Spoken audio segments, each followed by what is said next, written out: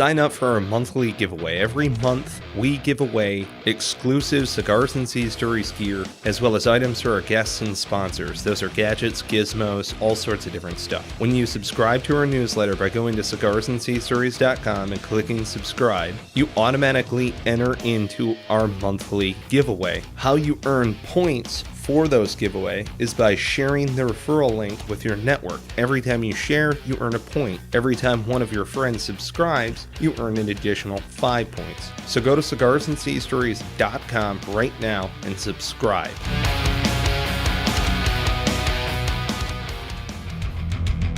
From the halls of Montezuma to the shores of Tripoli, we fight our country's battles in the air, on land and sea. First to fight for right and freedom, and to keep our... On this episode of Cigars and Sea Stories, Mike is sitting down with HOCOA SLC co-partner owner Mr. Stephen Haft, who is a fellow Marine, served in MP Company, did a number of different things around the Marine Corps, working with my good buddy, our mutual friend, Ammon Lang, and his wife, over there at HOCOA Salt Lake City. And we just recently met one another down in Charlotte when we were doing our 5-paragraph business plan training with them. Each one of these HOCOA units, as they're going out, they're all operating on 5-paragraph business plan. So we were doing that. We got to chatting. Had a very similar job, operating in different AOs. And I said, by God, we've got to have this young man on Cigars and Sea Stories, because we chewed some of the same dirt, doing some of the same job. So we're going to have some of those advisor sea stories coming up. But Stephen Haft, without further ado, welcome to Cigars and Sea Stories. Hey, thanks, Mike. Thanks for having me, man. How you doing? I'm doing very well. And I'm really happy to have you on the show, because you have one of my favorite senses of humor, which is extraordinarily dry. So yeah, absolutely. But anyway, all right, getting into it, you joined the Marine Corps when? I went to boot camp in January 2008, man. I was kind of sitting around, man. I hated my fucking job. I just joined or got through all the process for the Maryland State Police Department. I was supposed to go to their police academy. I decided, that's just fucking highway patrol, man. That was going to be boring as shit. So I wanted to do something new and exciting, do something just different every day. So I joined the Marine Corps, which there's some variety there, but a lot of the same bullshit every day, which is kind of cool, I guess. Oh, yeah. But so yeah, what, you signed up thinking you were going to be a cop in the Marines? So I was doing college. I was doing criminal justice stuff and a lot of humanities type classes and stuff. And I don't know, I just wanted to go fucking shoot people, man, like anybody else who joins the Marine Corps. I was good response. You made it. Right? Well, yeah, and I tested okay on the ASVAB, and recruiter was like, oh yeah, what are you doing? What are you like? Oh, I'm in school right now for criminal justice. And like, you thought about being an MP? I'm like, I have not actually thought about that, because I've seen all the videos where they wear the little fucking white helmets with MP and their stupid little bassards and stuff. Yes. Like, I don't really want to do that. And he kind of explained to me sort of the field side. He's like, no, man, these guys are trained on like all the weapons and stuff. As I was with them in Iraq, they did all sorts like route clearance, convoy security, just random little missions and shit like that. I'm like, oh, that sounds kind of cool. Little did I know, though, that once you're in, I don't know, before you're a Marine, you don't understand needs of the Marine Corps, really, right? Right. So I kind of lucked out with the unit I got sent to, because I could have gotten sent to a PMO unit, right? The Bayside Police. And that would have just sucked. Yes. Yeah. It would have Ammon sucked. did that.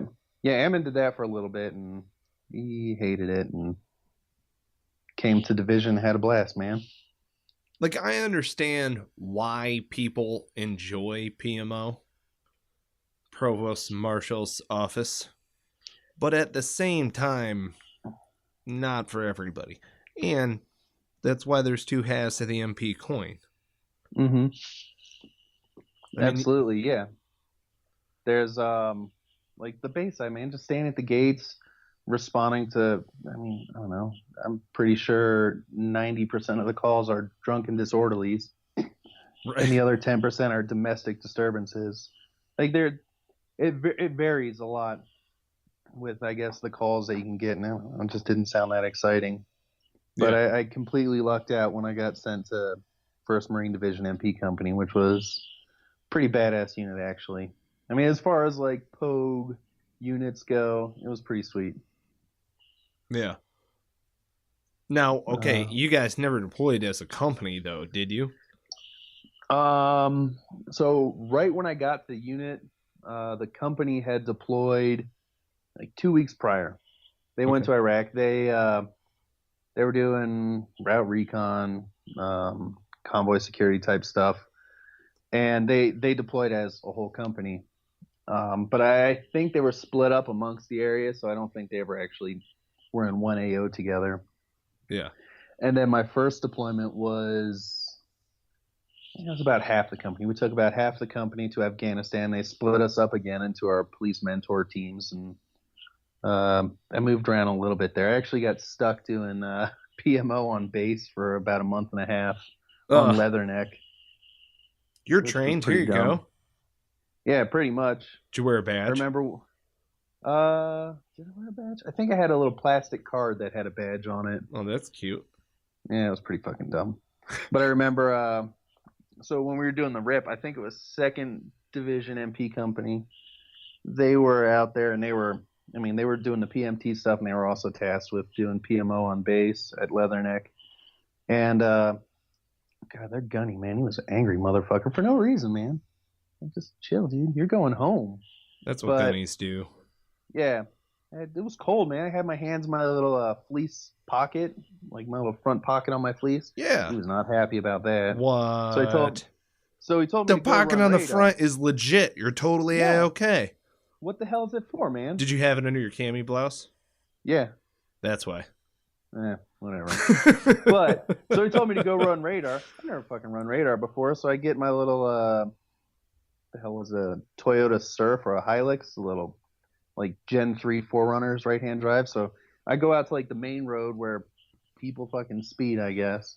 And so I just park my car very conspicuously in the open, right on the side of the road. And I'm standing out in front of the car, just leaning against the hood, just with the stupid radar gun. And of course, being as obvious as I am, nobody's speeding. It's great. Right. Well, the gunny and their captain drive by just to check. He's like, "What the fuck are you doing?" I'm like, "I'm running radar, gunny." And he's like, "You're not getting any tickets like that." I'm like, "Dude, nobody's speeding. It's great." There's a fucking quota. Yeah, on Leatherneck. It's stupid. Shut the fuck up. Dumb, There's man. a quota for fucking tickets on Leatherneck. Are you serious right now? Yeah, and they really mean nothing. I want to fucking slap anybody who is willing to enforce that. I will openly slap them. We will come to fisticuffs if that is a fucking thing. You know what I mean? Oh, dude, I completely understand. I've pulled people over when somebody saw me see them speed, because I'm like, now I just look like an ass if I don't. So I pull them over and I just be like, "Dude, you gotta slow down." I pulled over this sergeant. I was a Lance Corporal at the time. I pulled over this sergeant who was driving. He had 2 staff sergeants in the car. And he's like, "What's up, Lance Corporal?" I'm like, "Nothing, man. How you doing?" And I'm just, I don't know, getting under his skin because I really don't give a fuck. And he's like, "Well, what happens with this ticket?" I'm like, because I was getting him a ticket because he was being a dick, man. He kept trying to fucking pull rank and just be an asshole. And I hated giving tickets. Man, it's paperwork. I don't like paperwork. Right. I'd just rather tell people to slow down, just tell them to go away. Oh my god. But yeah, dude, he was fucking getting all pissed. Like, "Well, what happens with the ticket?" I'm like, "Well, it goes in a blotter, and then your command can see it if they check that thing." It's like, "My first sergeant's gonna see it." I'm like, "Yeah, I mean, if he's cool, I'll just tell you to slow down. If he's not cool, then I don't know. It's up to his imagination, really." Oh my god. I know staff NCOs like, who live on the blotter. It's like the only tab pulled up. Yeah, I don't fucking know why. But he's like, "Well, you just made me a corporal." He's like, "Well, you just made me a corporal." And then I like stopped and I kind of air counted him, like just sort of with my fingers a little bit. I'm like, "Oh shit, this is my 50th ticket, dude. You just made me a corporal." It's like, "Sign here," and I just got out my car and drove away. Well, he went and complained to my lieutenant and stuff, Lieutenant Justice, which is probably the most badass fucking name for an MP. Lieutenant Justice. He went and complained to him, and then they sat me down. We're actually very nice. So, like, look, dude, you can't tell people that, like, you can't lie to people and tell them that you're a corporal now. I'm like, well, then just fucking make it so, sir. It didn't work. But, yeah. After that, I got, after doing PMO on Leatherneck, which most of the time I just spent driving around, picking up people, walking around. Or I'd go to the British side of the base where our radios didn't work, and I'd just hang out with the Brit MPs, drink tea and stuff, and play video games. Yep. Cool guys. Yeah. They have weird slang. Yeah, dude, talking to them one-on-one, you can understand what they're saying, but if you're trying to listen in on a group, it's not English, man. Yeah, but I speak English, and that is not it. Yeah, I was like, how the fuck do we speak the same language, man? After that, I got sent to Golistan, which is in Farah province up in the mountains. And we were doing a police mentor thing there. And so my team had already been there for about a month and a half or so by the time I got there. And somebody had rotated back to do PMO. We just handed off the whole time. And who was there? I think it may have been 3-4. It may have been some Marines from 3-4 that were there. But it was only like a squad, not many. And then there was basically a squad of MPs there. So, I mean, we were the only unit probably in 50 or 60 miles. Everything had to be airdropped to us. I mean, fuel would come in on big 53s, and all our fucking supplies and MREs and sodas and shit would all be shoved out of a C-17 and just parachute down to the ground. That was fun. Other than, I mean, nothing really happened out there. Yeah, nothing really happened out there. The most exciting thing was just the drops, man. Locals coming over, trying to steal the parachutes. Oh, it's a gift from Allah. I'm like, no, it's a gift from the fucking U.S. Air Force, dude. That's mine. Right. So. It's mine, asshole. But yeah, my first deployment was pretty non-kinetic. I did that. Then I went from Golistan to Kinishin to the castle. Supposedly some Alexander the Great vacation home, summer home or something in southern Afghanistan. Yeah. Seeing it's all blown out and like ran over and shit like that. Yeah. Well, we had some castle, like mud castle wall things around us that were like 15, 20 feet up. And artillery can't go through it. Yeah, that's the nice thing. Freaking nuts.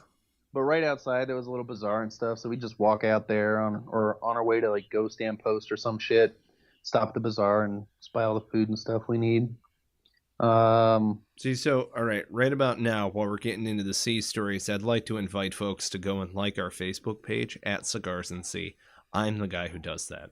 See what I did there? Just kind of popped on in there. Go ahead, follow us on social media. Love you guys. Would really appreciate a 5-star review when you're done with this episode. Thanks so much. Thank you. All right, dude. So it sounds. Did you go through Del Mar and did you do all of that stuff? I did. I went through Del Mar. I think I probably spent like 3 days there. That was the extent of it. 3 days.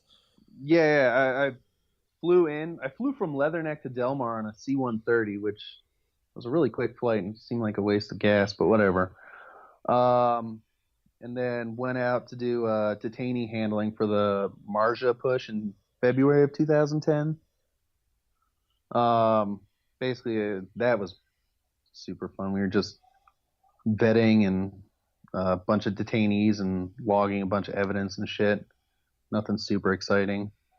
But so that was like a month at this forward operating base right outside Marja and just screening those fuckers. And then we went back to Del Mar just for a night and then flew to Leatherneck and then to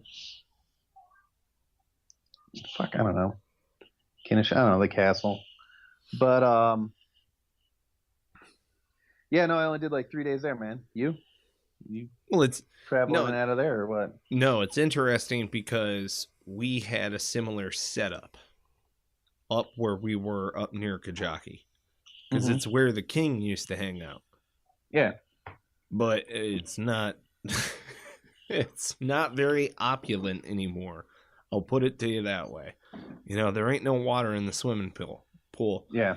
Yeah, but it was weird though, because the if you want to call it a fob. I mean, it's a fob. It's a fob. Mhm. It's more of a fire base, but it's a fob.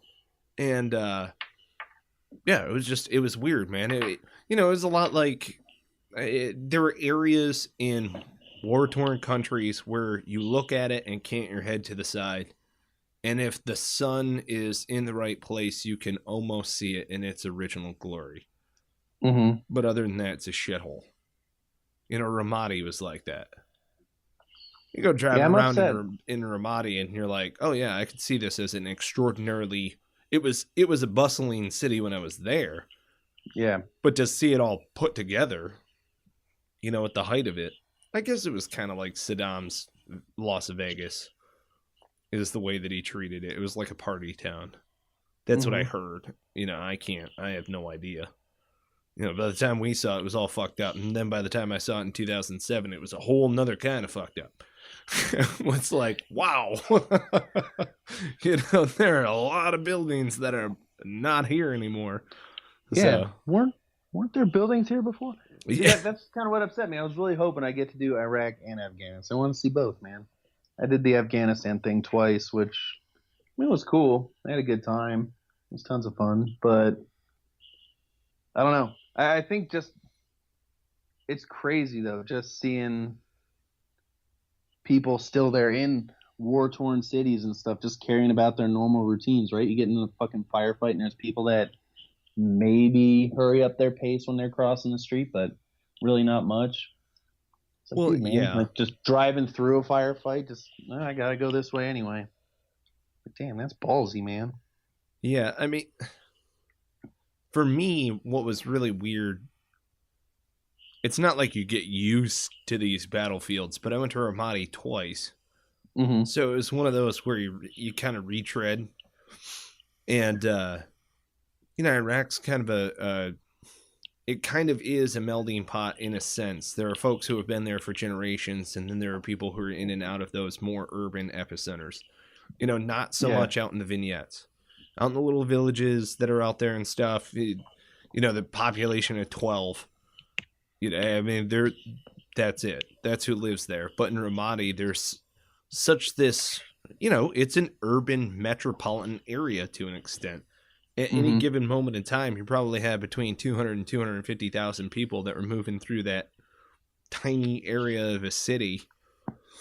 But it was interesting going from that to Afghanistan, which was much more, how it is remote. In Afghanistan. Yeah, much more remote. Well, and what was I thought it was really cool. I read a number of different books before going overseas to prepare for the mission. One was The Village by Bing West.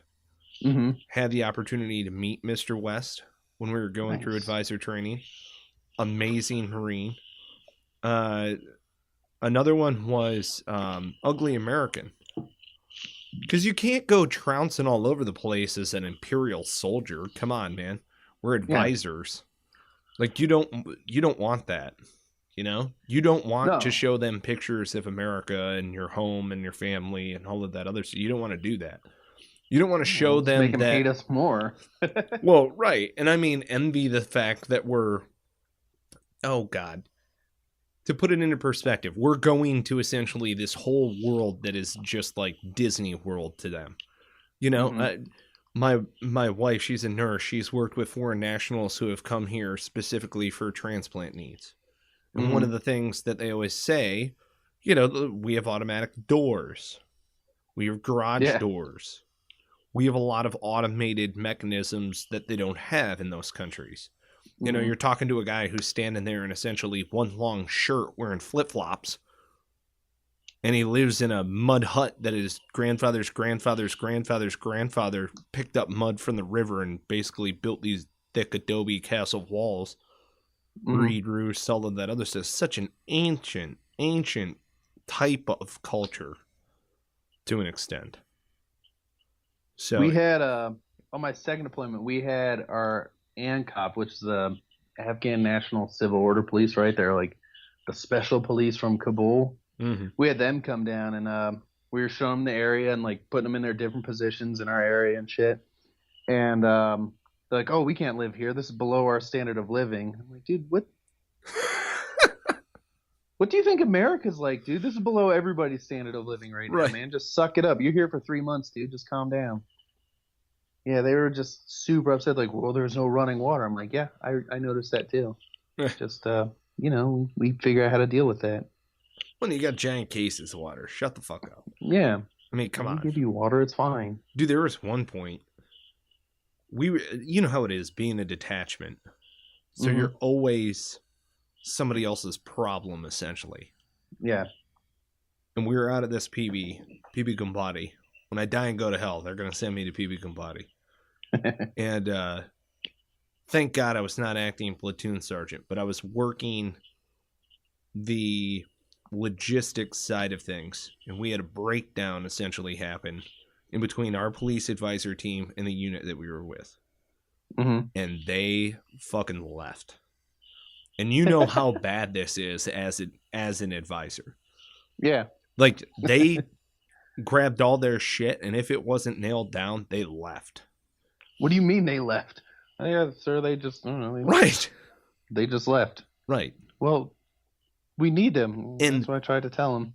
And I knew the platoon commander. It was one of those things to where, like, we hopped off the 7-ton. I knew one of the other squad leaders. I knew him by his first name.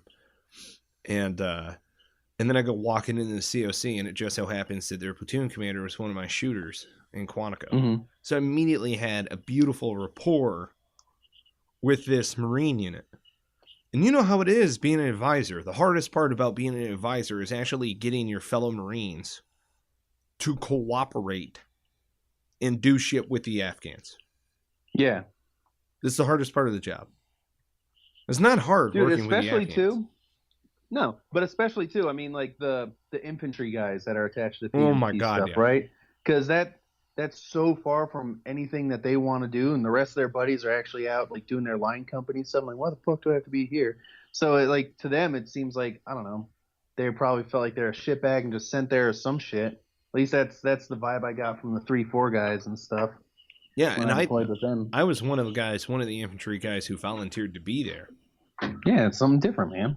Because, I had the foreign weapons background knowledge and all of this other stuff, and I'm thinking to myself, if we want to put a check mark into the W column on this whole fucking war, we need to be able to hand this over to the Afghan police, who are taking the responsibility for policing the area of operation. And by policing the area of operation, I mean, like, handling IEDs and getting in firefights instead of Americans. Yeah. That'd be cool. You have an active insurgency operating inside of your country. You're fighting an ideal. Do something yourselves. Right. So, there's this multifaceted war that's taking place. But as an advisor, having a Marine unit say, we can't work with your staff and senior leadership, and now we're going to bounce. Because that was their whole thing. The platoon commander went over to our battle space owner and said, fuck this guy, I'm out of here. And our platoon sergeant was extraordinarily difficult to deal with. Yeah. And so he left us. We had like one light bulb, one piece of green gear, one piece of black gear, and a chair in the COC when they left. Like that was it, dude. And like a chai knock, a teapot sitting over there. Like, yay, we can make tea. Sweet. Silver lining, man. Not all that bad. You have hot water. Oh my God. Oh, dude. And it was one of I tell you that story because it was one of those to where it was like they were taking water with them. It was like, come on, guys. Come on. This is bullshit. Leave some for us. You have a battalion logistics asset. You're leaving us ass out in the wind. So we were alone. Right? So we're alone on this little patrol base. There's 12 to 14 Marines or sailors at any given moment in time. 4 interpreters. Well, 4 interpreters rotated through there. 1 interpreter at a time. And then at any given moment in time, you had 30 to 60 Afghan that were in the compound. And then upwards of 80, 90 Afghan that rotated through. Because you know how it is. Yeah. Like, oh yeah, Samir just isn't here. Where the fuck's Samir? Because if he switched jerseys, I'm going to pistol whip him. Yeah. So, Because pistol whipping people is fun. Oh, yeah. Did you get to pistol whip anybody? I never pistol whipped anybody. I think I muzzle thumped some dude and may have cracked a rib, which is pretty cool. Pretty cool. But totally pistol deserving. whipping. Not in a slave type manner. No. Yeah. You have to really deserve a pistol whipping to get pistol whipped. I've seen one of our Afghan police pistol whip another Afghan police and handcuff him to the front of a fucking Humvee once. It was let's see, there were 3 Marines, man. a doc. We didn't even have an interpreter. We were living at this outpost that was just our Afghan police. There were like 40 of them there and stuff, and 4 U.S. service dudes, right? Our corpsmen and 3 Marines and shit. And I don't know what the fuck happened, but they, I don't know, dude stole or was doing something fucking weird. And so I'm like, do we radio this in? Should we let somebody know that this dude's being beaten and he's handcuffed to the front of the Humvee? I'm just worried they're gonna like drag him around or some shit. Right. And I'm like, fuck, like man, the all right, dog cool. and family vacation or Yeah. something. Yeah, Right. so I radio it up and they're like, well, what's he saying? I'm like, well, the thing is, you didn't give us an interpreter, so I don't know what the fuck he's saying. He just seems really angry, and the other guy seems kind of butthurt that he's handcuffed to a fucking truck. Yeah. So we have to like put an interpreter on, and then so we've got our command at our little PMT headquarters with their commander or whatever, and they're trying to fucking squash things, and I don't know. He stayed handcuffed to the truck for like another 2 hours or something. Yeah. But they stopped beating him, which was good. That I don't know is what he good. did, but Yeah, once you put him under confinement, you got to stop the beatings. That was our rule. yeah. You know, it's totally fine. You're both standing on your feet. He pistol whipped you across the face. I'm not going to get involved. I'm like a ref in, the NHL, right? Yeah. You guys are still toe to toe. I get it. Don't get me wrong. Yeah, You're still on your unarmed feet, and it's he is fine. pistol whipping you. I totally understand. He also has a live weapon. So I'm going to let him pistol whip the shit out of you until you're on the ground. Now, execute you, probably not. I mean, probably not. Depends on how quick to the trigger he gets, but we didn't have any executions. I mean, we were good on that account. Pistol whippings. And that happened. I myself got to pistol whip. It was fantastic. You want to talk about a stress reliever? Taking out a guy who's been banging heroin for the past 3 hours. And boys. Mm-hmm. Heroin and then boys. That's what this guy was banging. Just to put it into perspective, heroin in like 6 to 8 year olds. Kind of in there. He earned a pistol whipping of a lifetime. Let me tell you, I issued it. It was fantastic. It was one of those. It was very early in the morning. The sun was coming up. It was a beautiful day. It was, everybody was going out. They were doing the squat where they wipe with a rock. Oh, yeah. You know what I'm talking about. Everybody wipes with a rock. Where that comes from, I have no idea. I don't fucking understand how they have cell phones, but they don't have fucking toilet paper. How do they have cell phones I do not and not know. toilet paper? They have to maintain that 1984 accountability, Yeah, I guess. Big Brother watching. But you still, TP is, well, and I had somebody even say wiping your ass with shit paper is beneath them. Why would you do that? Because they're big into the whole water wash and stuff. Yeah. But it's kind of... Use a baby wipe. It's cultural differences, my friend. You know what I'm saying?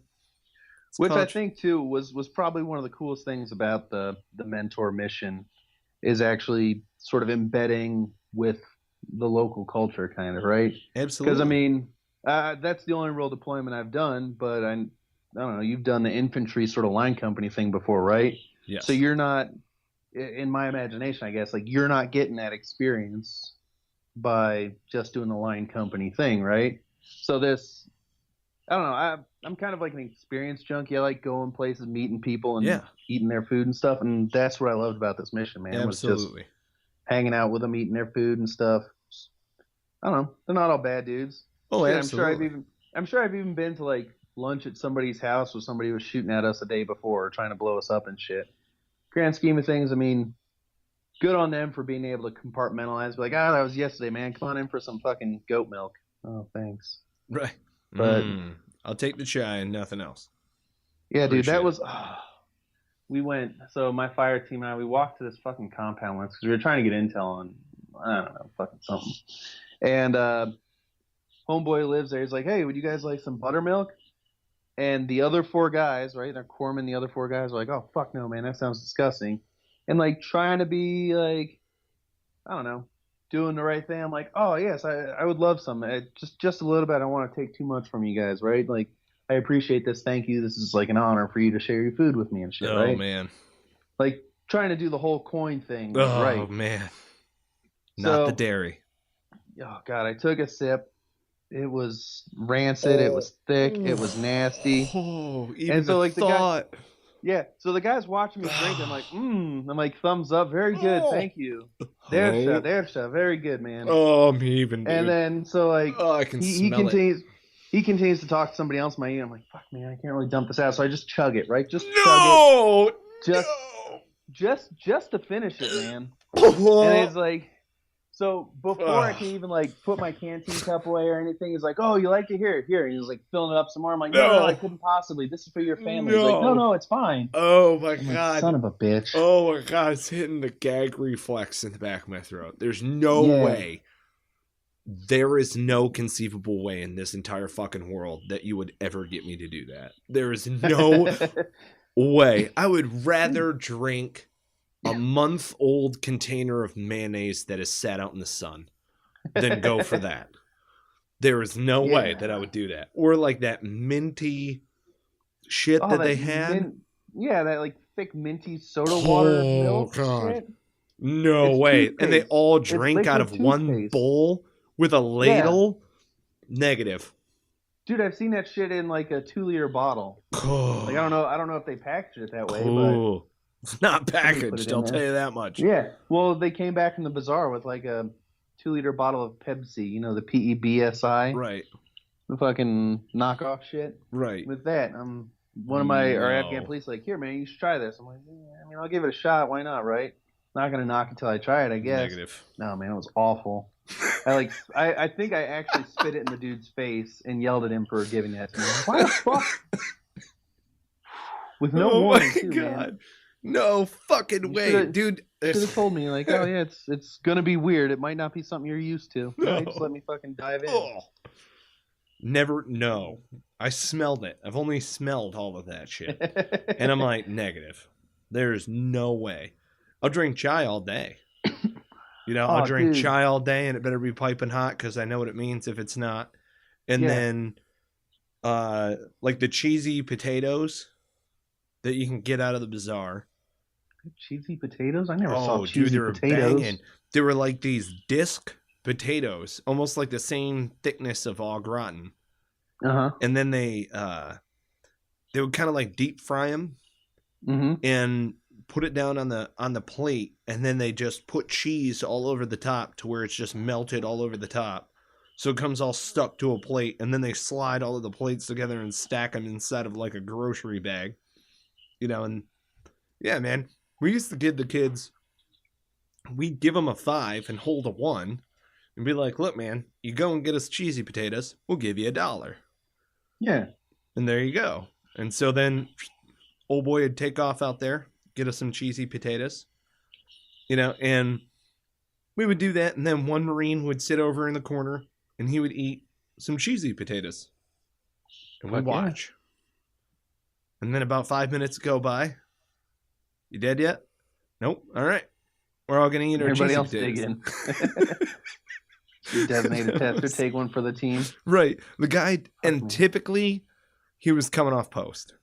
Yeah. Not going on post. Yeah, well, that's smart. To where we have to fucking, you know what I mean? Yeah. Don't want anybody shitting their pants up there. If I can finish this handful of cheesy potatoes or whatever and not die, I get to go to sleep on the cot below the post. And it's like, you know, it's a bone chilling 95 degrees in there. Yeah. But if on a full stomach, tired. You did post, probably patrol before that and shit. Right. So, fuck, man. I mean, if you're dead, do you care? No, man. You just get more sleep. Getting a Gazivac, exactly. Passing out. Yeah. Wake up on a base somewhere in a hospital with like fluids being pumped in you. This is solid logic, right? Yeah. I mean, this is the conversation we had on the tower.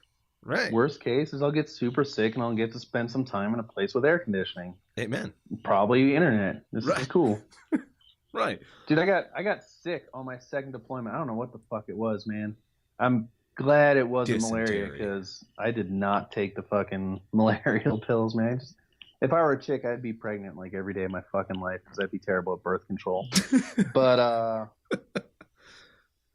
yeah, so I was at the battalion Capolet, and for like 2.5 days just with IVs and shit because I was like shitting my brains out, throwing up, like in writhing pain one night and shit. And so they just dropped me off and just fucking left me like, fuck you, see you later. Yep. And I'm pretty sure my team fucking forgot about me because the next time I saw them was when they brought in our stupid bomb sniffing black lab. It wasn't even like a military dog. It was one of those contracted dogs where they just send somebody from the unit out and for like a week say, hey, this is your bomb sniffing dog. You know those things? Like not the actual military working dogs. So that fucking dog, he's a piece of shit. But they came running into the fucking medical tent on the cop because the dog broke his tail. Somebody slammed in the back of one of the MRAP doors and shit. Oh. And like every single corpsman on that compound, probably in all of Afghanistan, honestly, it seemed like there was probably at least 100 people in the tent. Meanwhile, there's this dude who's on like the table next to me who was like shot in the ass and stuff. He was Forrest Gump, and he and I were just like, dude, where is everyone here? I don't know. All of a sudden, the fucking dog comes in. Every single medical professional in the country is in that tent, like, oh, I'll get this, I'll get that, and like shining a light on him for his stupid broken tail.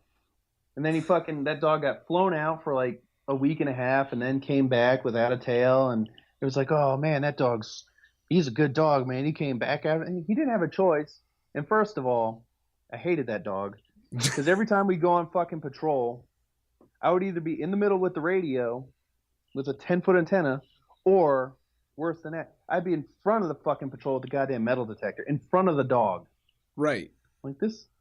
You mean the dog that we rented from some company that's not even like a Marine? I have to be in front of him like, yeah. I'm like, motherfucker. Fuck that every dog. time I'd be like, dude, we might have something here. And dog handler was some comm guy. Was like, all right, back up. I'm going to let him off the leash. Dog just fucking take off. Right? Just beeline it for like the nearest canal, like 400 yards away. So we're running through this field. I'm trying to like half-ass sweep, like fuck. No. And the dog handler's like, Ace, come here. I'm like, motherfucking, I'm just going to shoot that fucking dog. It turned more, dude, that dog was basically a fucking fob pet and not an actual fucking working dog.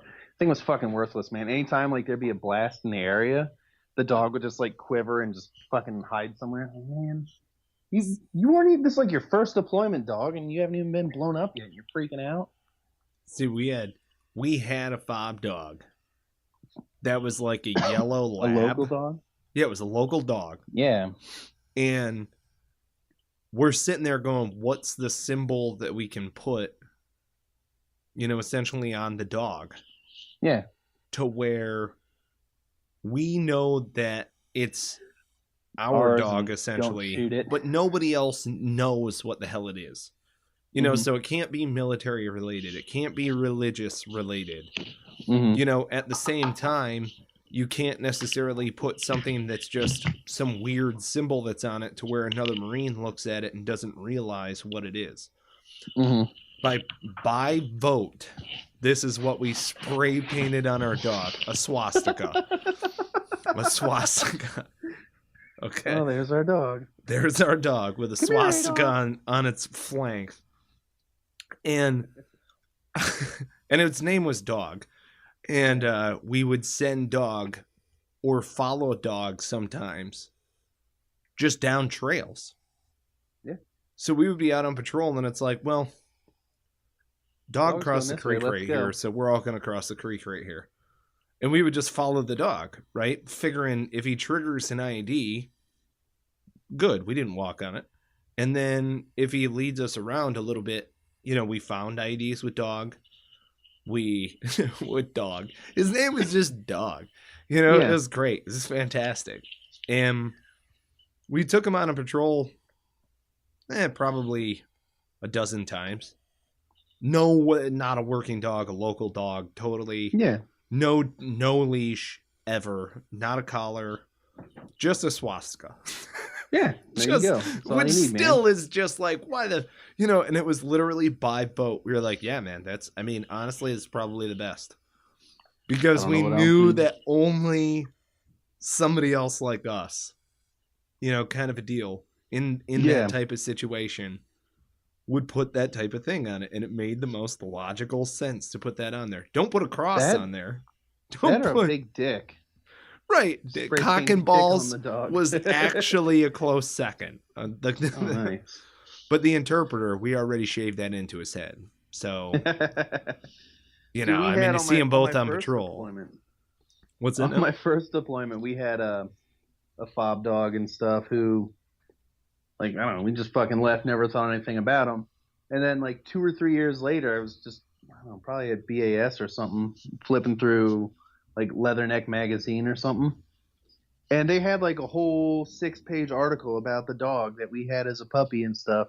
He'd just patrol with, like, he'd just go out with, like, the Marines and stuff and hated locals and would just hang out and stuff. He'd been shot and blown up, and they got him treatment and stuff, and he continued. Like, oh, I'm like, oh, shit, that's our dog. That's Willie Pete. Like, it's fucking Willie still doing Pete. Badass things. Yeah, I didn't fucking name him, but that's just doing fantastic. Badass fucking dog things. Like, living the dream over there, just fucking hanging out with U.S. troops, just trained himself how to be a military working dog. Yeah, well, because we fed him. Right? That's always what it is with the fob dogs. Yeah. You know, they know that they can't come in to a certain boundary. There's always an established boundary. Like, dog cannot come in past the clearing barrels. Yeah. Because we had an open, in between our 2 posts on this little PB that we're in, we had enough room in our open lot to where you could turn around 2 or 3 7-tons at a time. So cool. So we hung out over there and over near the dud pit and some of the other shit. You don't want the dog getting near the burn pit. Yeah. Right? Or anything else like that. So he was always out in that lot. And basically, so if anything happened at the gate, dog would immediately go over to it. And usually you got 2 or 3 barks out of him. Yeah. Is what we started to notice. And so that was really good. And Marines on post didn't feed him. We had like a proper, like how we would feed him. SOPs. Yeah, and then people would toss him treats every once in a while if he was doing cool shit, but that's not like giving him a whole meal. You know how it is training dogs and shit like that. Having dogs around. So, but yeah, dude. Same thing, like even in Iraq, we kept dogs around us in Iraq because the Iraqi population hated dogs. That was the real difference in between Iraq and Afghanistan is that was the true, really defining like cultural thing that I noticed is the way that dogs are invited into the home in Afghanistan and they're almost a part of the family because they're security measures. But in Iraq, they're treated like rats. They're just like these disgusting, patchy, gross things that kind of like skulk around in the alleys. They're creepy looking when you see them. Yeah, dude. We stole a dog from some kid because he was just like hanging him by his neck from a tree. That's messed up. up. Like, yeah, so we stole the dog from him. Like, no, this is our dog now. And then I broke his bike too. I just like stomped out the spokes on his wheels. I'm like, fuck you, kid. That kid's a fucking terrorist for sure. Yeah, he's a fucking terrorist. That kid's in training right now. Yeah. You know he is. He woke up in this world sick as a motherfucker. You don't torture puppies. What the hell's wrong with you? Oh, man. Jesus, dude. He's a little puppy too, man. You know, is it so wrong that all I want to do is go hunt and kill bad people? I don't think so. No, man. That's my fine. fallback. If a HOCOA doesn't work, if I just get tired of shit, I'm just like, you know what, man? That's your fallback? Yeah. Sorry, grab my Salt backpack, Lake. Grab my rifle. Yeah. We'll be back soon. Starting my own jihad against terrorism, dude. When we go the other way, it's like a crusade. Remember, same thing, different terminology. You'll get it. You'll get it. You'll pick it up as you go. Don't worry. It's difficult to start a crusade. Everybody fails a little at first. It's okay. Just gotta get back up. It's fine. Right. You want to get on your horse and don't forget your shield. All right. Adios. There you go. Fighting for the same God. All right. All of that fun stuff. Oh, my goodness. Yeah, it's funny, though, because we had a guy shoot a dog. Mm-hmm. And it was one of those to where I was not, this was one of those times to where I was not the active guy who was on patrol. I happened to be running the operation inside the COC while they were out on patrol, and I was just an adjacent squad leader. Yeah. So I'm radioing with this dude, and he's like, get on black gear and up on this tower. And we had our own internal freak. And you know how black gear is. It's got crypto to it. So I'm like, what's going on? So it's just he and I on this channel, supposedly, hopefully. He's like, hey, man, I shot a dog out here. I'm like, you shot a dog? He's like, one of my guys shot a dog out here. And I'm like, well, what's going on? He's like, listen, that dog was already in the hole by the time I even got to the guys. I'm like, are you fucking serious? He's like, yeah. And I had a very similar experience happen with me on a patrol that I was the PL. And it worked out with the farmer in a favorable fashion.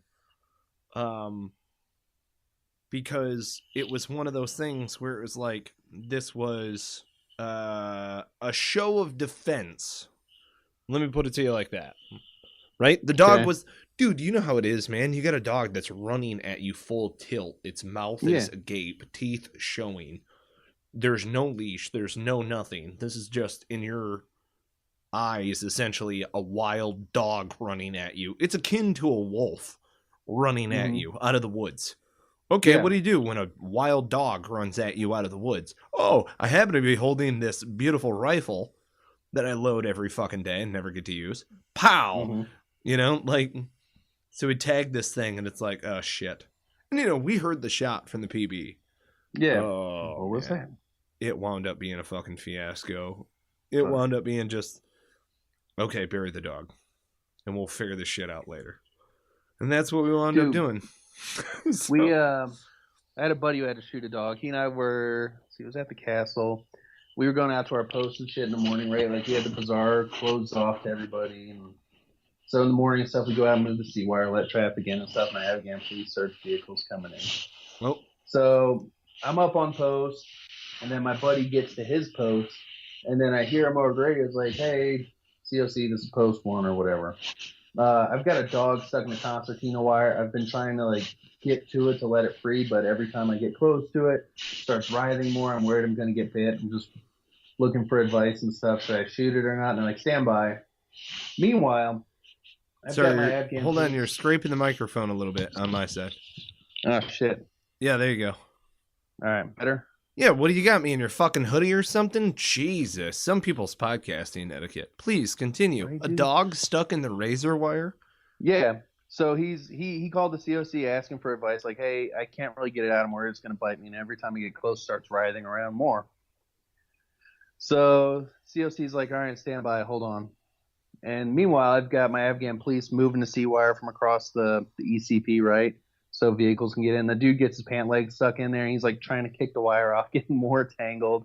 One of the other Afghan police goes over, and he's trying to help him and stuff.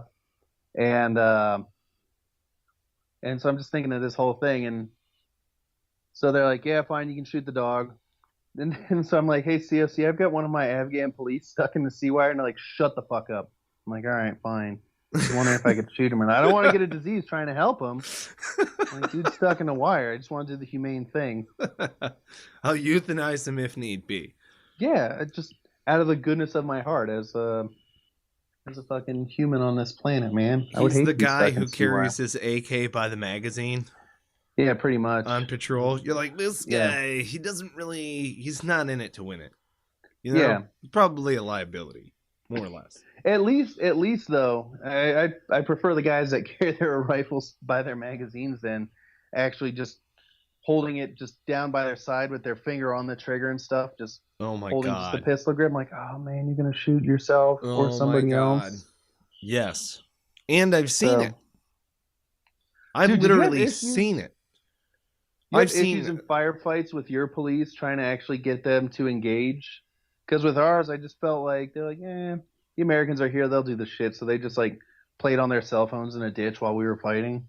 Right. You experience that? It's fucking annoying, man. Dude, the greatest thing that I cued in on, and I've shared this on the show before, but it was It was honestly what cracked the nut to really get into the minds of the Afghans that I was working with specifically.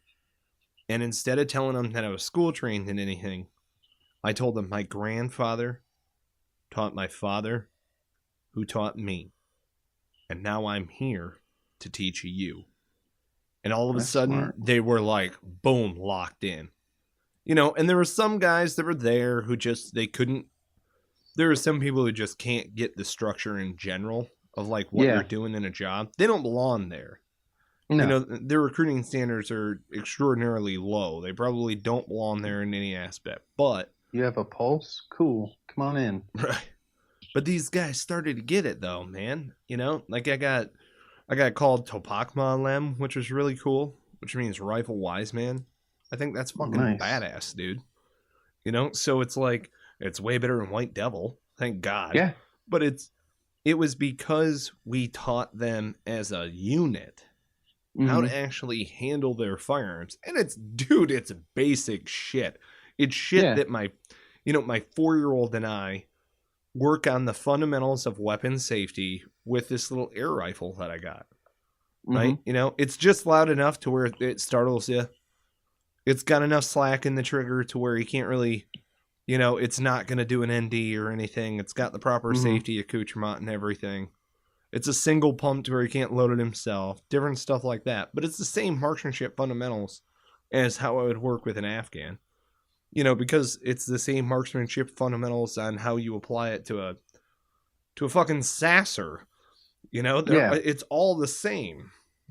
So the manipulation of the firearm is what's different. But the fundamentals as far as weapons handling and the safety rules are all the same. That's it, man. Just the 4 weapon safety rules is enough training. You would think. I mean, dude, that was... if we could get them to understand and apply the 4 weapon safety rules, I was going to be extraordinarily happy. And that was the basic goal. To where they could police themselves. Like, hey, man, watch the muzzle. Jesus. What I do that now, man. Doing? I'll take friends or coworkers or people who've never shot before and stuff. I'll take them out shooting. Like, oh wow, this seems like so much fun. I'm like, it is. Like, right. For me, because I enjoy shooting, right? I enjoy like the marksmanship. That's my yoga or my meditation or whatever. Just like laying down in the dirt, just slowing down your heart and stuff, and just that slow, steady squeeze. But I'll take people shooting. Oh man, I almost punched a girl. She pointed a gun, my pistol, at me. Because she wanted to see a picture. I'm like, look, you get your phone or the gun. You don't get much. If you point that at me again, I may actually hit you. Don't take it personally. I just refuse to be shot by my own weapon. Right?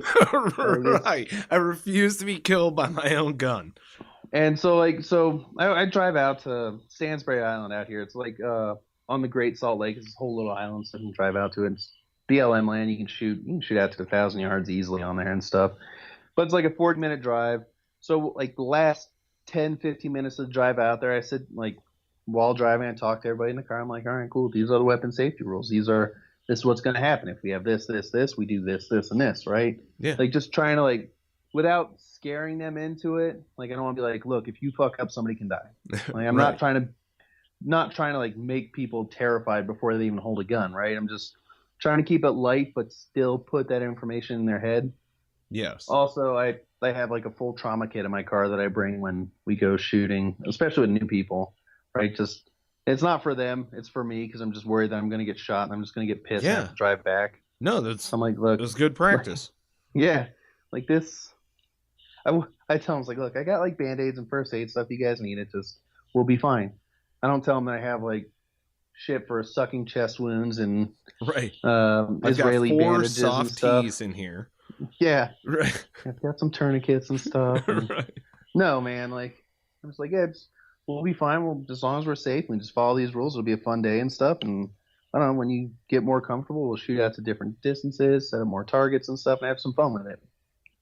And for the most part, people enjoy it. I mean, I've had some people that are just super rigid and just refuse to relax. I'm like, dude, just like relax, man. Like, right. You're not a fucking Buckingham Palace guard, man. Just it's right. Yeah. Well, because I explain to people, and I do this often, because a lot of people want to learn pistols. Mhm. You know, oh, I need to have a pistol and blah blah blah, and I totally get it. If you want a pistol for defense outside of the home, I totally get it, right? Mhm. I'm a guy who has a rifle in the home, a pistol in the home, a shotgun in the home, and I Mhm. understand what the tools are for the given, type of scenario that I'm operating with. You know what I mean? Yeah, you're not gonna use a sledgehammer to drive a fucking finishing nail on some trim, right? Right. You got to get the tool for the job. Right. But if an intruder comes into my home, I will have a rifle with a pistol as a secondary. I Mhm. will not go into a gunfight with less than 2 guns. Yeah. I'm not going to do that. And that's because, 1, reloading sucks. 2, Mhm. I need to be able to just immediately transition to that secondary, so that way I fire superiority in any engagement, whatever the case may be. Yeah. And, ammunition varies and certain things like that. That's why a lot of guys now who are running different AR variants, they might be running, 300 blackouts. Mhm. It's short range. You're going to get frange coming apart and stuff like that. But getting back to the pistol, what I tell people when they're shooting on a range is I'm like, look, man, you've got to relax for that pistol to be able to whip. It has to Mhm. whip. So you're essentially cracking a whip to hit that target at whatever distance you're at. So right now you have a 25-yard whip. And all you're going to do is just work that trigger, and the whip is going to do all of the work. That's Yeah. it. So it's just sights, right? So you've got stance, grip, sights, trigger, stance, grip, sights, trigger, and it works its way up. Stance, grip, Mhm. sights, trigger. And then all it is just press while you're maintaining that sight picture, sight alignment, and it'll whip. And I'm not Yeah. the greatest pistol marksman. Because anytime that I do an engagement with a pistol, it's always 2 to 3 rounds. And it's Yeah. always transitioning from a rifle From or a a rifle. long gun. Right. Mhm. Because that's your primary, right? Yeah. You're never gonna, there's no one, even aviators, your primary weapon is your airframe. Your secondary weapon is the pistol strapped to you. Mhm. I mean, that's why it's like, when I train with an AR-15, which I love the AR-15 platform, and in Mhm. my opinion, it's an absolute necessity, right? It's just one of those platforms to where any engagement that I get in, I know that I'm going to be okay. And the ammunition that's inside of it, depending on the scenario that I'm in, inside my home, it's like, dude, you've got to know geometry of fire. Yeah. So I was one of those guys where I'm like, dude, we should include the 5th weapon safety rule. And I always included the 5th weapon safety rule, even though it was unofficial, right? Know your target and what lies beyond it. Mhm. Oh, Dude, so one Mhm. night my girlfriend and I are laying in bed. It's like 10:30 or whatever, and we're just, I don't know what we did that day. We were fucking exhausted. So we were asleep. All of a sudden I hear like a soft knock at the front door, and our dogs don't react. I'm like, did I fucking hear that or no? My girl's like, what? I'm like, I swear I just heard the door knock. And then I heard it knock a little louder. I'm like, somebody's at the fucking door. So I'm putting pants on. I grab my Glock. I'm like heading down the stairs. Our stairs do like a U-turn halfway down. Then you can see like the front door from the stairs. And I'm like putting my pants on, going down the stairs while holding a gun. It's the safest thing you can do, right? All of a sudden, and it's completely dark downstairs. I see the front door start to open. I see a hand come in, turn on the lights. I'm like, what the fuck? And I've still got it down by my side, just getting ready to draw. Like, I know if somebody comes in, they're not going to expect me right there. So I've got good angles and stuff on them. All of a sudden, light comes on, door swings open. It's my girlfriend's mom and her little sister. And I'm like, hey, there's a gym bag on the stairs. I put the Glock in there. I'm like, what's going on? She's like, oh, I just baked brownies and stuff. I'm like, oh, that was nice of you. She's like, yeah, I was just going to put them on the counter so you guys can have them tomorrow. Super sweet lady. But I was just, it's like, man, I was. Right. So but I you did. have I your don't wits think, about you, though. yeah. Anybody like, who's all right, cool. terrified or paranoid, stuck in their house or whatever, Yeah. that's it. If you understand, I would say, weapon safety rules and then like shoot or don't shoot scenarios, you basically have 3/4 of your training.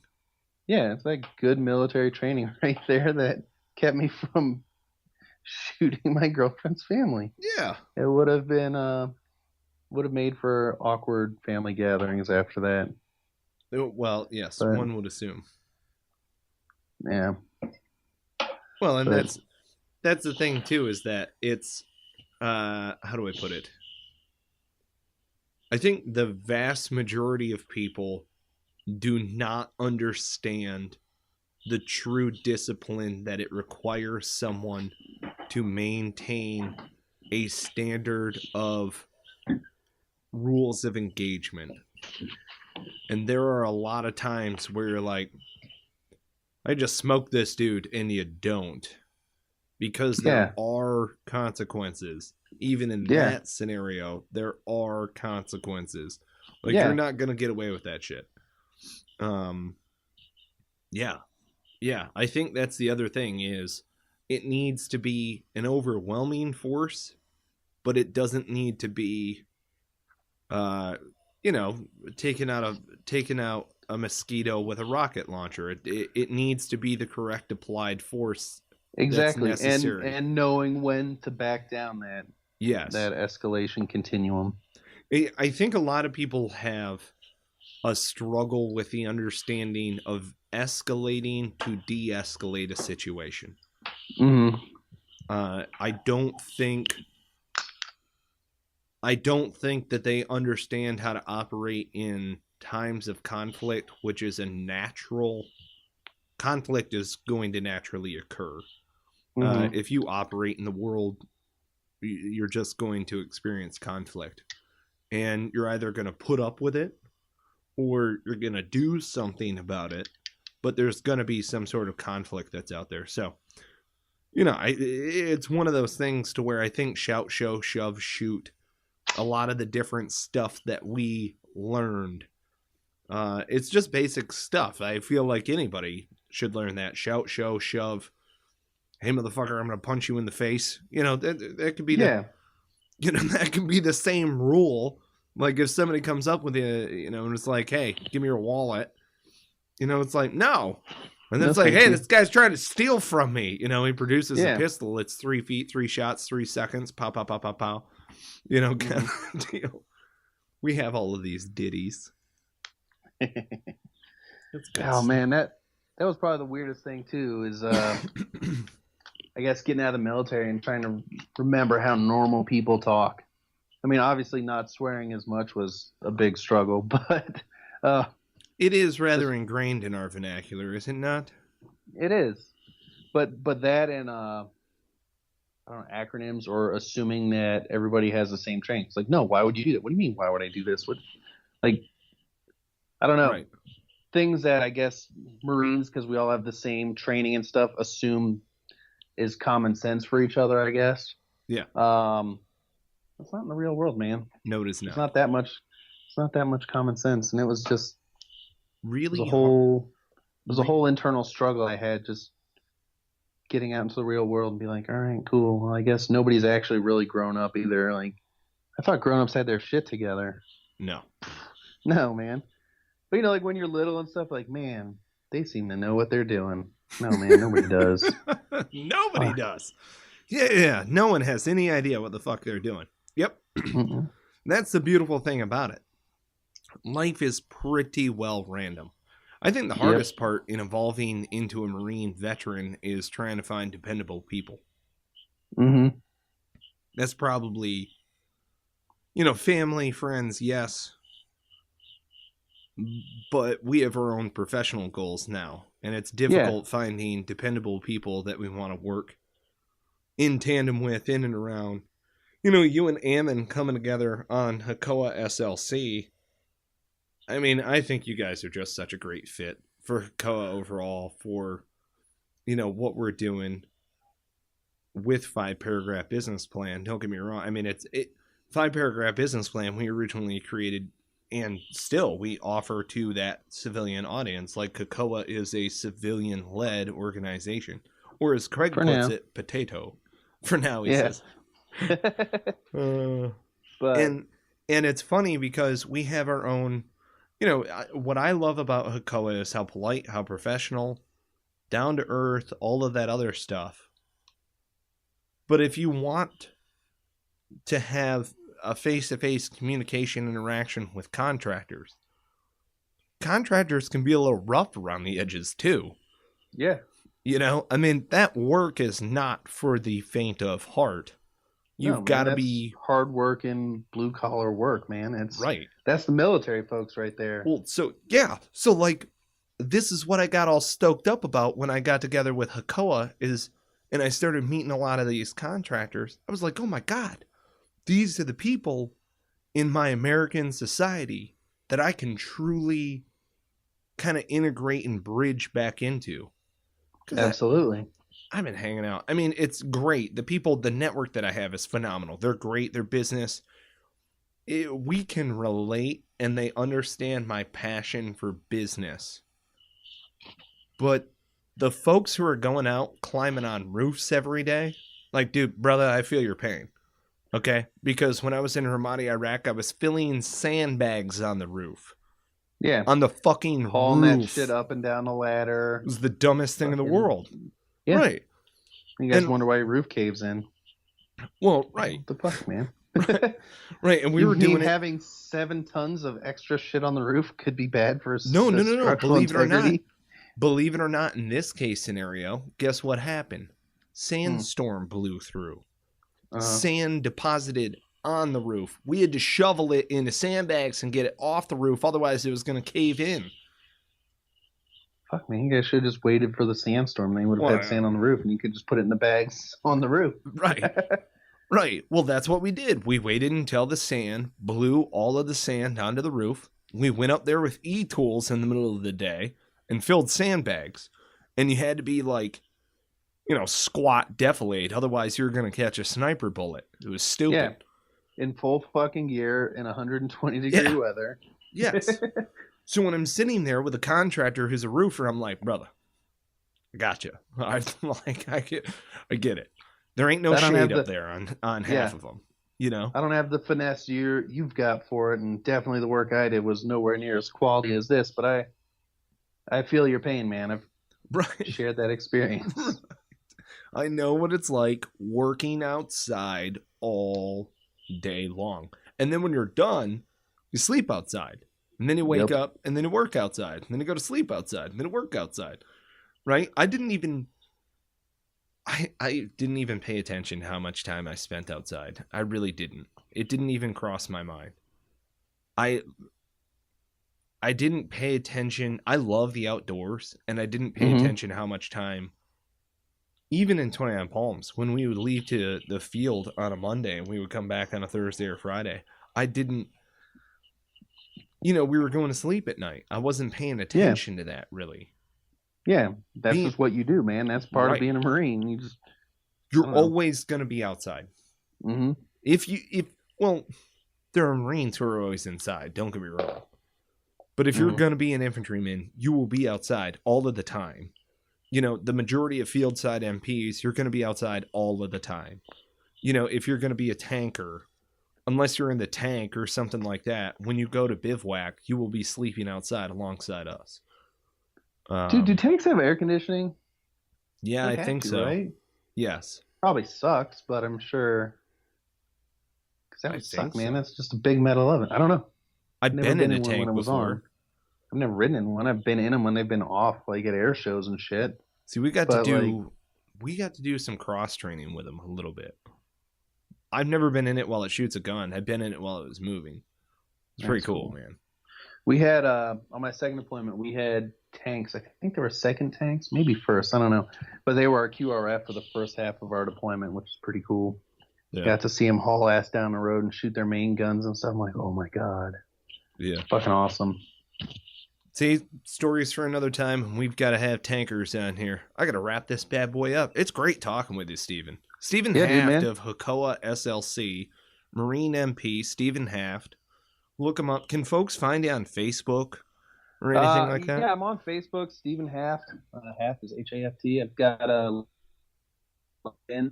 We're currently working on getting everything set up for sites and Facebook for HOCOA out here. So I guess if you guys check back in a little bit, we should have some more information up shortly, but Yeah. we're still in the early stages starting up, so we're, I don't know, not completely set up there, but we're getting there. So if you guys keep checking back, you should find something. Well, and we're going to have Steven and Ammon back on Cigars and Sea Stories, I'm sure, at a later date. It's one of these things to where they're all good people, and they've all got great sea stories, and we're all working together with HOCOA. We're working together with a 5-paragraph business plan. This is cool. This is a dream, man. This is like living the freaking dream right here, as far as I'm Absolutely, concerned. man. So, but it's great working with you guys on 5-paragraph. Yeah, dude, same. I mean, it's simple, right? Yeah. Dude, I mean, I guess I've never really written a business plan or anything prior to this, but the way you've got it set up, it makes sense, man. It's, especially, I guess, maybe more so coming from a veteran actually knowing the 5-paragraph order. It definitely clicks with me, but I think, man, I've been out for 5 years, man. I forgot a lot of that crap, so it's still as easy. The way you have it set up, it works for us, man. Well, we've got the military op order right there. I want to say it's page 11. Mm-hmm. But it's right there in the beginning of the book. I don't have it in front of me right now, but it's one of those to where, you know, we tell people, it's like, look, man, it's 76 pages long. It's super simple. You fill it out as you go. Frankly, it's an MCI. Mm-hmm. And I got that vibe. I did not mean to do that. Man, we got it back from the printer, and I slapped it down on the dining room table, and I'm like, fuck, I made an MCI. Damn it. Son of a, you kind of revert back to what you know, and it maybe you can work a deal with the Marine Corps and have that enrolled as an MCI for picking up like staff sergeant or something. There you go, business planning for Marines. For staff NCI, for the staff academy, exactly. There it is. Because it'd work out well for them too, because they're going to have Marines that are going to be transitioning out of the Marine Corps and stuff, and this could be something they could help mentor them on. Look, I don't know what your plan is when you get out, but check this out. If you don't want to work for other people, because that sucks, look at this, man. Think of something your own, right? Something you're passionate about. That's excellent. Yeah. That's excellent. Yep, good thoughts. Yep, that's what we're going to have to do. Folks over at the Warfighting College, I'd be happy to come up and do a lecture. You know, I am actually well versed in instructing inside of those, you know, kind of confines. Did a little bit of that when I was over in Quantico. So it's one of those things. Yeah, man, this is fun. This is really good. And just a quick shout out. Thank you to HOCOA. Folks, go to HOCOA.com, HOCOA Home Repair Network. Check them out. Find them in your area. They've been around since 1993. 5-paragraph is advising them through an expansion. We're going coast to coast. And if you're a veteran who wants to get in on this, by all means, get in touch with us. If you're somebody who's not a veteran and you want to get in on it, by all means. HOCOA is looking for locked-on individuals who can pick up the guidon in their area of operation specific to their town, their people. It is a locally owned and operated sourcing, locally owned and operated contractors to go and help folks in the local community. It's one of the reasons why we love doing business with them. So check out HOCOA.com for all of your home repair, your landscaping, your inspection, your roofing, your everything that needs to happen inside of your lot line. Call HOCOA. And then they're going to point you in the right direction. It's awesome. They are just heads and shoulders above all of their competition that's out there. You know them. You can think of them. You try getting a human being on the phone when you go looking for a contractor. They are the call-in concierge service who puts a contractor at your doorstep in order to cover anything that you need. Fantastic service. Check out HOCOA.com. Huge thank you to McPherson Marketing Group.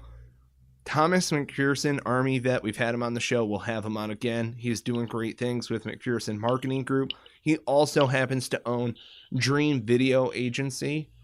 So dreamvideoagency.com is a tool, a whole suite of tools that are available to you for all of your marketing needs. It's a quick voiceover, and he can put together the video for you. It's very interesting in what he's providing, especially if you're one of those folks who's like, hey, I know that I've got to bootstrap this, but I'm not ready to hop in front of a video camera yet. Get in touch with McPherson. check out McPherson Marketing Group. Check out dreamvideoagency.com. Dreamvideoagency.com. You'll see exactly what I'm talking about. Guys, awesome. I love working with McPherson. Good people. And same goes for Heroes Media Group. Network head Adam Bird was on the show recently. He's an amazing guy. Heroes Media Group. You can check out all your favorite podcasts on heroesmediagroup.com. If you yourself are looking to start your own podcast, you're like, hey, this Mike Penney guy's a dumbass and he can do it. You want to start your own podcast? You want to do it? Sweet. I'm laying down the gauntlet. Here's the challenge. Check out Heroes Media Group. Get your podcasting done, your transcription done, get your books done. Anything else that you need done that is audio media wise, call Heroes Media Group. They're going to be able to help you out. Heroes Media Group. Start your own podcast right now with Heroes Media Group. Spartan Media, if you're a contractor, you need a new website, Spartan Media is where you need to go. We can put you in touch with Jeremy Knopf. Each one of these people that we are telling you about are people within our family network. We are buyers of each other's services. We work with one another as a community of veterans. And I don't know if you're paying attention out there, but it's growing. Every single day, it's growing. And there ain't nothing they can do about it. So if you want to get on this train along with us, get in touch with us. Get in touch with us over at 5paragraph. Get in touch with us through Cigars and Sea Stories. You know who we are. Go check out michaeljpenny.com. Go ahead, shoot me an email, do whatever. Steal some of the media that's on there, whatever the case may be. Get in touch. We want you as part of the community. If you're red-blooded, God-fearing Americans. You know, it's one of those things. You kind of got to give a shit about the country if you want to be a part of this. Just a little last thing. Steven, you got anything in closing, bro? That was a lot, huh? You like that? That was my rigmarole. Yeah, that was good. That's Pretty it. good, man. That's for the people. No, Dude, I thank you so much. You covered it all. Yeah, thanks for having me on, man. I appreciate it. Well, and we look forward to having you on again in order to share future sea stories with you. Maybe we can have you on side by side with Ammon. I know that you guys riff on each other quite well. Oh, yeah, dude. That's he'll be in Salt Lake next Monday, man. He'll be out here for 3 or 4 months helping with this thing, getting it going. So there you go. Yeah, we can definitely do something then. We'll talk to you about how 5P is helping us get our shit together and how business is going. So if you're in the Salt Lake area, you're a homeowner, you need work done in and around your house, call HOCOA SLC. All right, and if you're trying to figure out where these guys are or anything, just go to HOCOA.com. Boom, they're going to put you in the right direction. All right, you've got HOCOA SLC. And you know that old boy is a really good guy, so if you want to get together and do any shooting or anything else like that off the clock, stuff like that, who he is now. All right. Stephen Haft, salt to the earth. I do appreciate you freaking coming on Cigars and Sea Stories. Thanks, brother. Yeah, thanks, man. There you go, folks. Subscribe, rate, review the podcast. Time now available on iTunes, Stitcher, Player FM, YouTube, iHeartRadio, everywhere else that you love listening to podcasts. Subscribe, rate, review the podcast. Right now, that is at Cigars and Sea, cigarsandseastories.com. And on that note, we cue the music.